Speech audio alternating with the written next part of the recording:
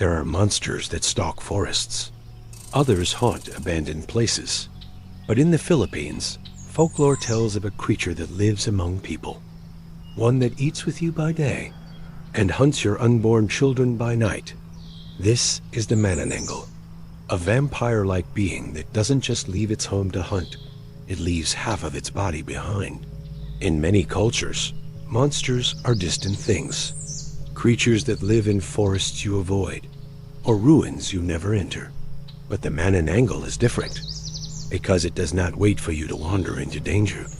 It waits patiently, inside the village, inside familiar streets, sometimes inside your own neighborhood. It learns the rhythms of daily life, who wakes early, who is newly married, who is expecting a child, and when night falls, it's ready to grab its prey. For generations, rural communities whispered about this creature with wings in the dark, about a unique sound that she gives, and about neighbors who never quite seemed right. Today, we're going to examine what the Manananggal is, where the stories come from, what makes it uniquely terrifying, and even decades later, people still claim to have encountered it. In Philippine folklore, the Manananggal belongs to a broader category of malevolent beings known as the aswang, a loose family of witches, shapeshifters, and flesh-eaters feared across the archipelago. The aswang is not a single creature, but a category of fear. Stories vary by island, province, and even village. Some aswang walk on all fours.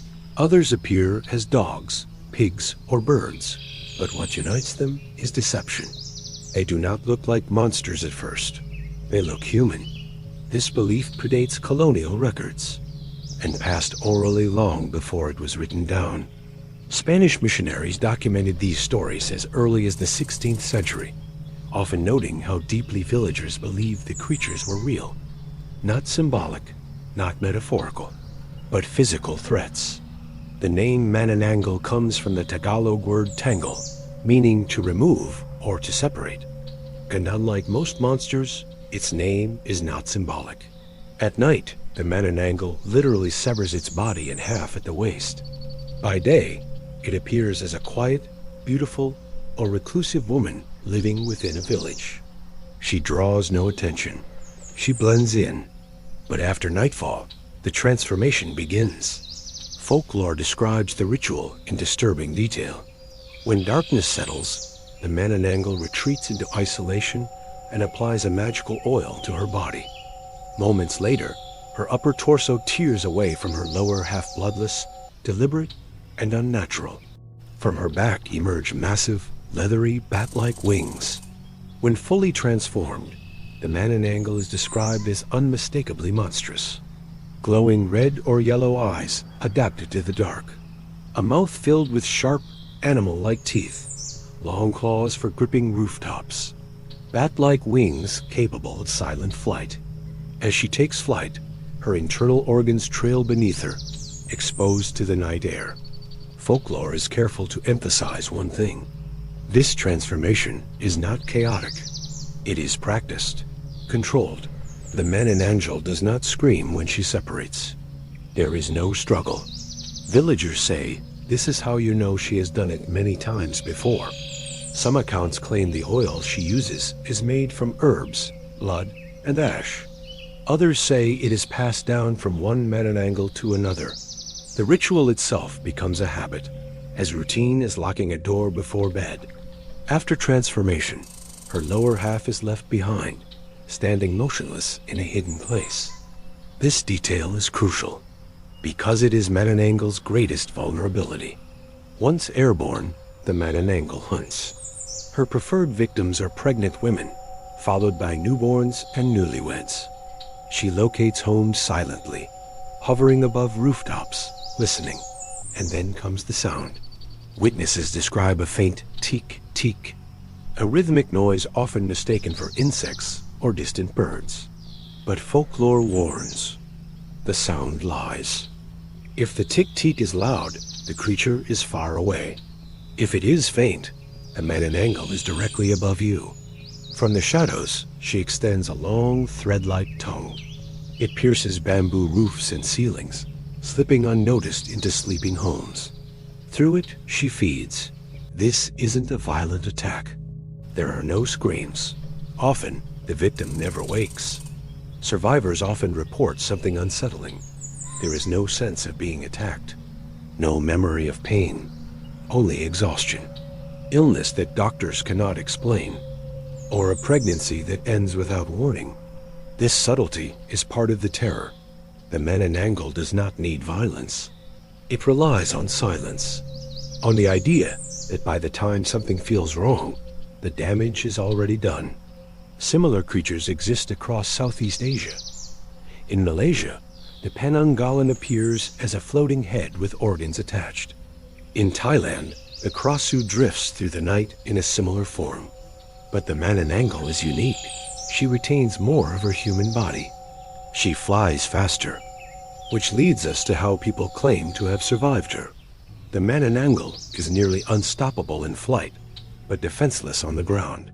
If villagers locate her abandoned lower half before sunrise, they can destroy her.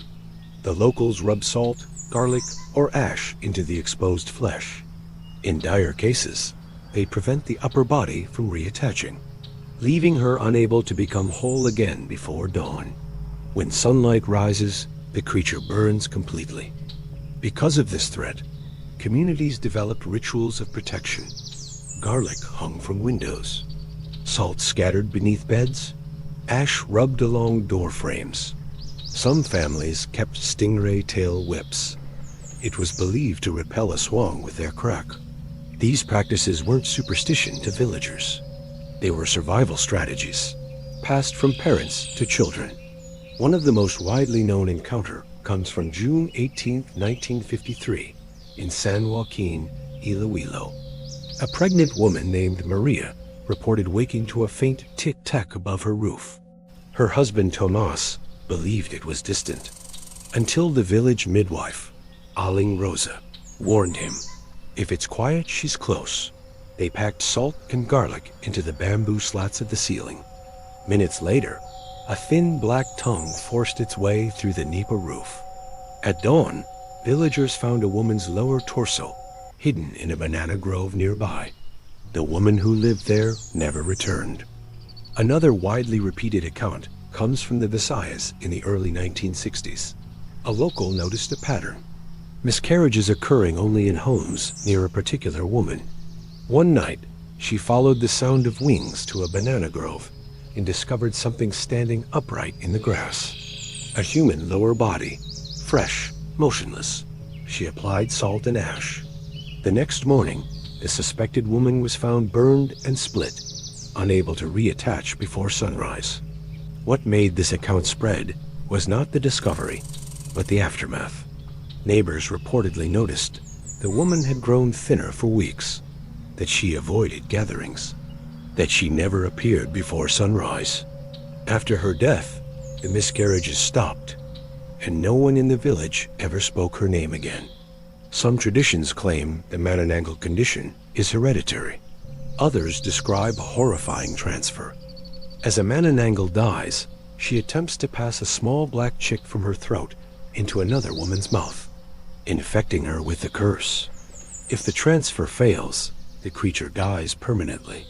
This suggests the Manananggal is not born, but made.